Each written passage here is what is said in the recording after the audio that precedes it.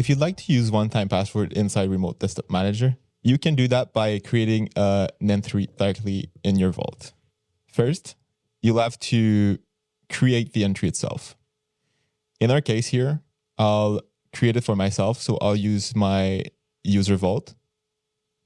And I want to create an entry for a one-time password for the Devolution account portal. So let's go ahead and start by creating the entry. I'll go ahead and use the new entry button on the top right corner. I just want to do a new entry. You'll need to find the entry type for one-time password. In my case, it's already selected here in general, but you can also find it in popular here, credential management here, or you can always use the search bar to search for it. So you want to select the entry type and use the button select here to go forward. Now that the one-time password entry window is open, you start by giving it a meaningful name. So in my case, I want to use it for Devolutions account for the portal. So I'll just name it Bob Devo account OTP. You need to select the folder where you want the entry to be located in your user vault. So let's put it in Windjammer. And you'll need to set up the key from the portal. So we'll need to go on the website, log into your Devolutions account, and go inside the portal here, go under sign in and security, and go with two-step verification. Now we'll need to configure the two-step verification.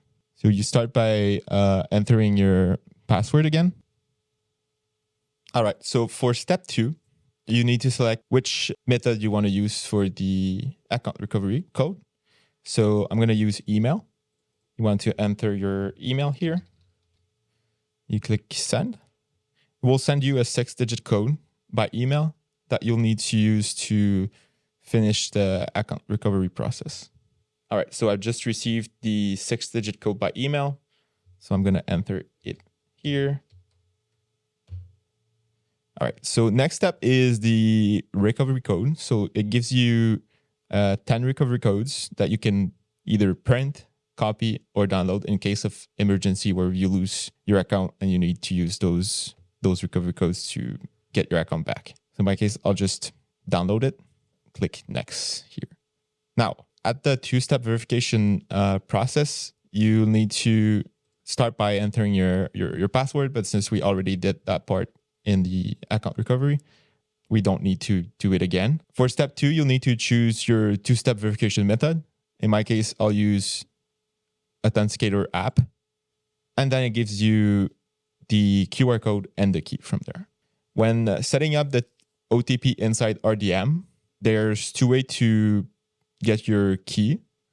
You can either copy paste the key itself, or you can take a screenshot of the QR code and upload it directly here using the load from image option. So in my case, I already have the QR code screenshot. So I'll just load from image.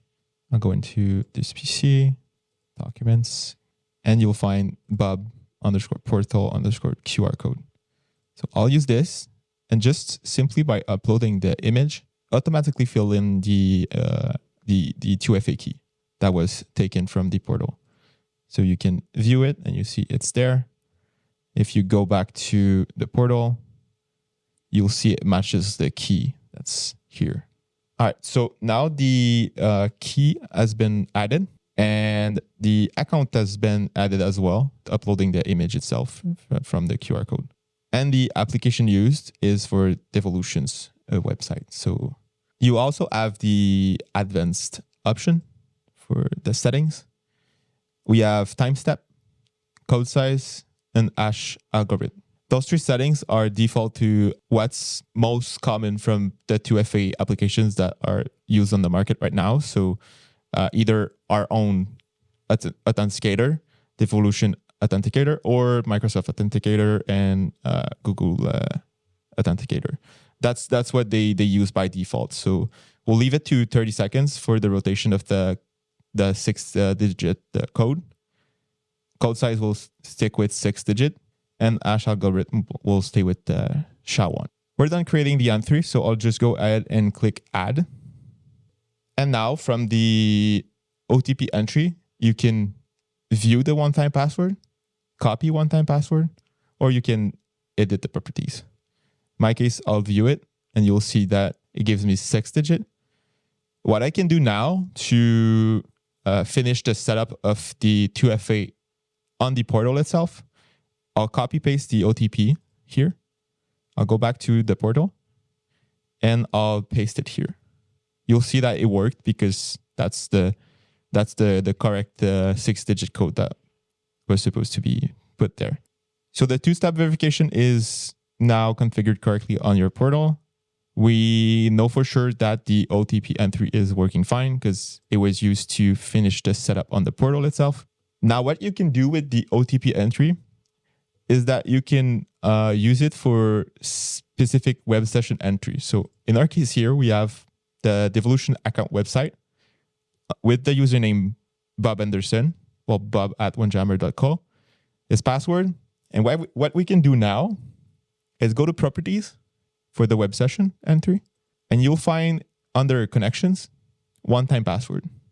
Now we have to select the source from where the one-time password is coming from. If you wish to configure the one-time password directly within the web session, you can do that just by using the source configured.